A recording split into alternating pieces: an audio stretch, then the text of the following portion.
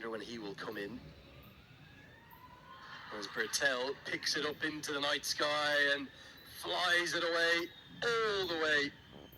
Second maximum, even more impressive than the first one. A good strike and more like it from Nepal. It was not that short. He picked it up on the front foot, heaved it down to wide on for a maximum. Yeah, lovely to see the colour of the flag you can ever imagine. The only one in the world that's not rectangular, remember, as a tribute to their gorgeous mountains. As Bertel tries to go again, not going to be 6, but it will be 4. Just a couple of bounces across the outfield. It off Peter for a boundary. 6 and a 4. Going down on his knees, pulled it up behind square on the leg side for a boundary. A half tracker, nicely dealt with by Rohit Podell. Guided away for 4 more. Played it very, very late, almost played it from the keeper's gloves. All of a sudden, the power play that was going nowhere finally has some... Get to go. Asif Sheikh, trapped in front. 2 sixes by Kushal Patel. And 2 boundaries by Rohit Podell. It was a mixed bag power play for both the teams. Yeah, good acceleration though from Nepal. They benefited from that. It was a slightly loose over from Navin Raj. A couple of good balls in there, but you saw the drag down to the leg side, then the drag down. The modern T20 cricketer, isn't it? What they do. That's the leg break and gets straight through him. Brilliantly bowled. It's the drift and then the dip that's accounted for Rohit Powell, who ends up losing his leg stump. It was perfectly... He's been given to the team. Just so much on the line, isn't there? It's everything or nothing. Oh, it's another one, and it's the Yorker. It's a specialised delivery that Navin Raj is targeting, and Nepal at the moment don't have an answer to it. It did Rohit Powell, not once but twice. The second one bowled him. It did Bertel once that just missed, and now it's accounted for Kushal Malla. Outstanding bowling, and again it's speared in, and it hits the off stump.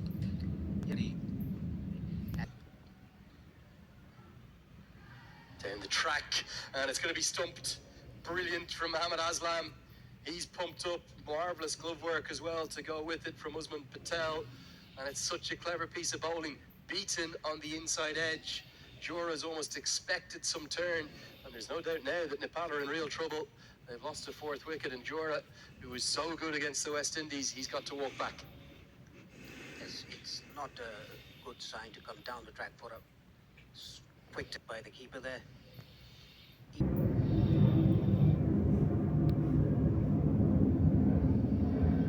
Down the ground, the fast wrists of Dipender Singh Airi at a venue he adores finally break the shackles. It's the first boundary in more than 10 overs, and it goes. And there, that's a big strike.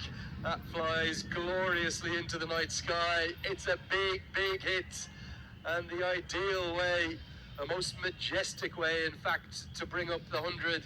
And it is the big over. We speculated it was needed, and Nepal's fans there to the keeper. And he's got really, really close. I do think it's a good decision. Let's have a look here. He's only out by, well, 9 inches somehow. Great umpiring from Rashid Riaz. Outstanding work from him. Gets the right decision. And it will be Gulshan Jah who comes to the crease. He will be on strike with the run out being affected. A game, an impact a game positively, as good running gets them a second with a very short window of time. He often comes in, it's one of his first 3 for Nepal.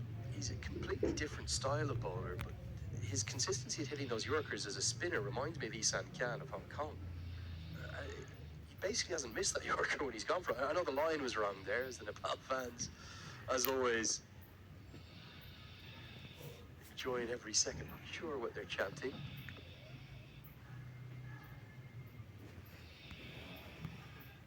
They're loving their time here in Muscat, whatever the case.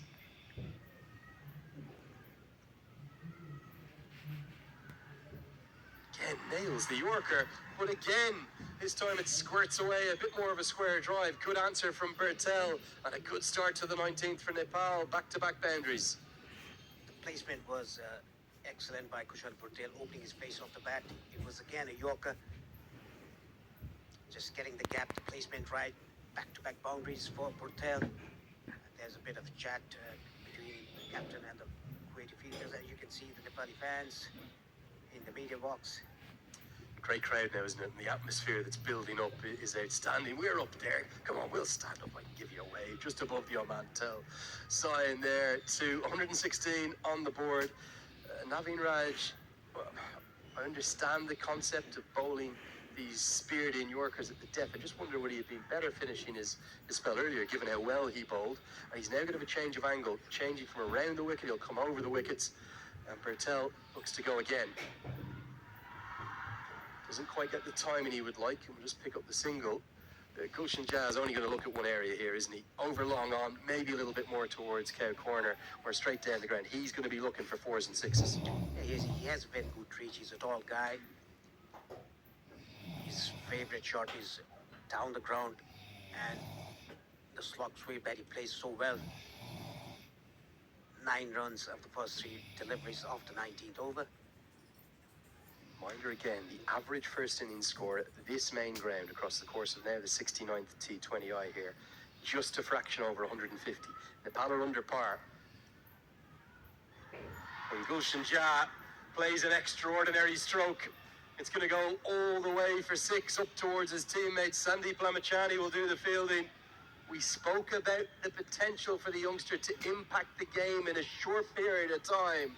Oh, that's a sensational shot. Yeah, inside out, giving himself room, played it over extra cover into the dugout of the Nepali players. They had to take evasive action. He was jumping out of the way there. That's the trainer, is it? You got to take the catch. Come on. Gulshan Jah, big moment. Gets the score up above 120. Still 8 balls to go. Goes again. Oh, even bigger. Brilliance from young Gulshan Jah. Cannot understand why he wasn't up the order at number 6. It matters not now. The impact he's making, well, possibly game-changing. Yeah, that is what we were talking about, discussing about Gulshan Jah not coming up the order. Back-to-back 6s.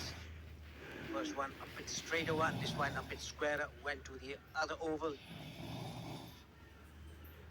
He's just got that additional strength and height, and remarkable to think he's still just a teenager, 19 years of age, and he's such an important cog in this Nepal batting lineup.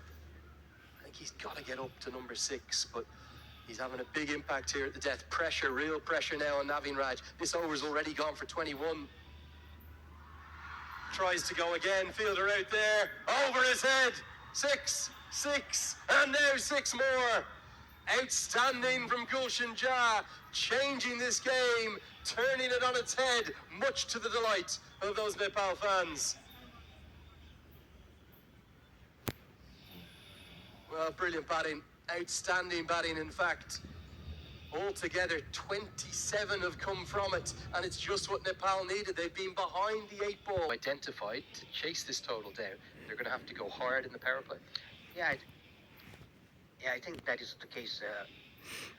And you can see the field. There's a deep sweeper cover in the boundary line on the offside, and the other boundary rider is deep square leg. The 2 fielders allowed outside the 30-yard circle in the power play. Yeah, gone with split field, doesn't he? So that sort of a deep point in place and then a deep square leg.